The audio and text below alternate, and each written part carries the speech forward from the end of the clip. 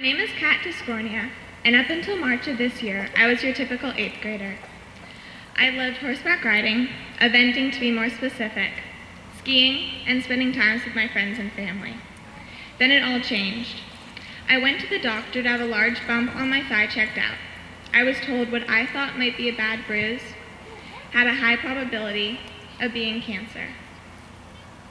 After many tests, 2 biopsy surgeries for my lung and my leg, and a stressful couple of weeks, I was diagnosed with a rare form of bone cancer called Ewing sarcoma.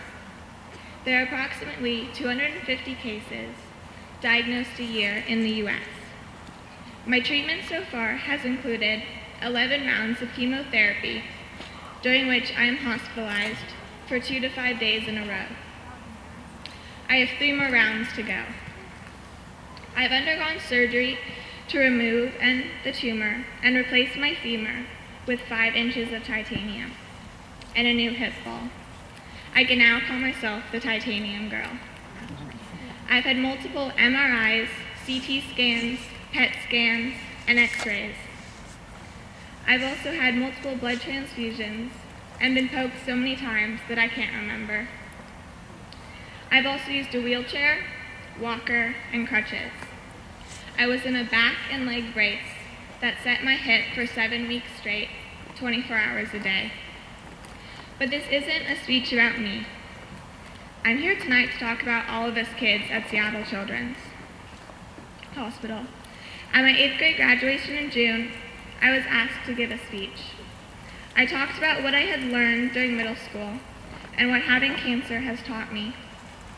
Afterwards, a teacher came up to me and told me that I have a voice, and not all kids with illnesses are heard.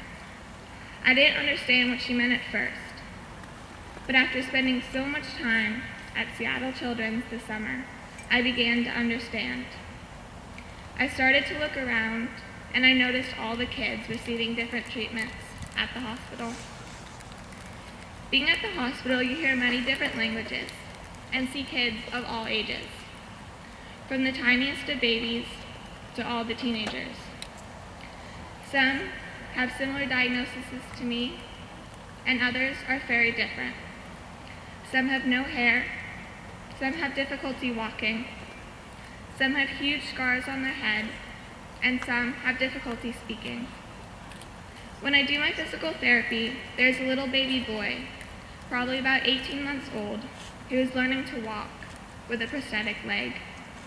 He also has no hands, but he manages to hold a tennis ball, which if someone tries to take away, he screams.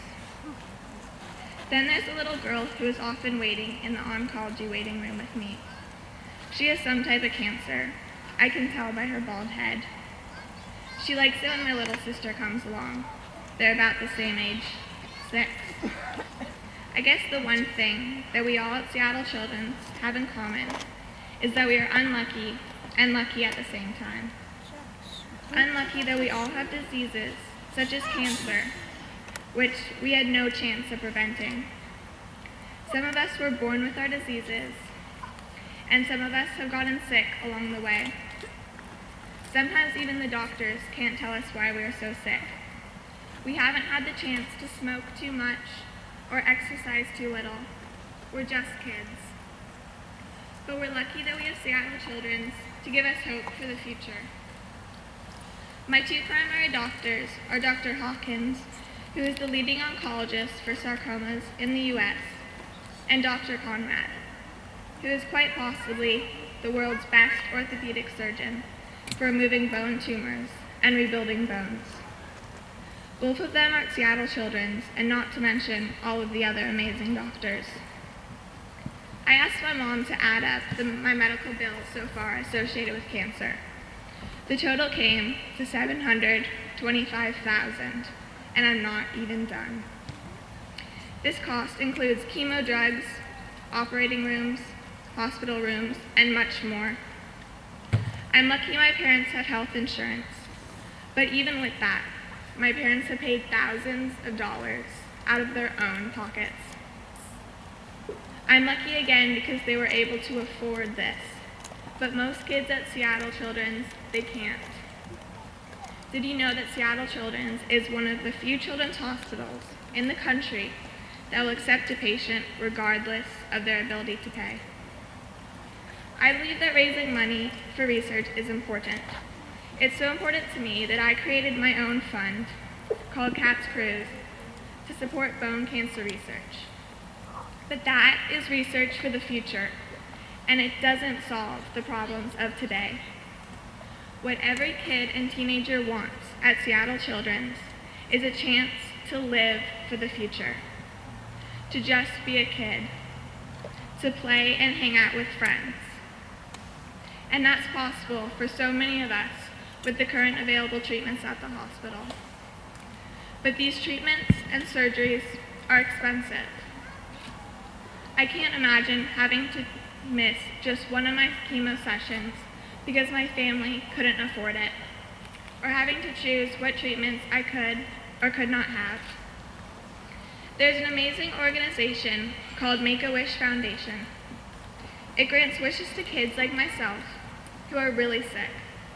I know some kids have wished for being able to walk on the field for a coin flip at Husky Stadium or to meet someone famous. But at the end of the day, all of us kids at Seattle Children's have the same wish. Whether it is to throw a ball, to ride a bike, to paint a picture, to ski, to experience all the craziness of middle school, to act in a play, and for me personally, to attend high school and ride my horse again. Your donations don't just pay bills tonight. They make wishes come true. Hopefully someday Seattle Children's will be a memory for me, but I'll never forget all the kids there. I've been for the hospital too long to completely erase it from my memory, and I don't want to. I've spent a lot of time thinking about why cancer happened to me. Ultimately, the only answer that makes any sense is so that I can make a difference for kids like me who are sick. It's important to me that these kids are not forgotten about, that they have a voice and are heard. Raising money so that every kid can get the best available treatment helps me know that my struggle is worthwhile and that I can make a difference in the world. Please help me tonight by making a donation. Together, we can make a difference. Thank you.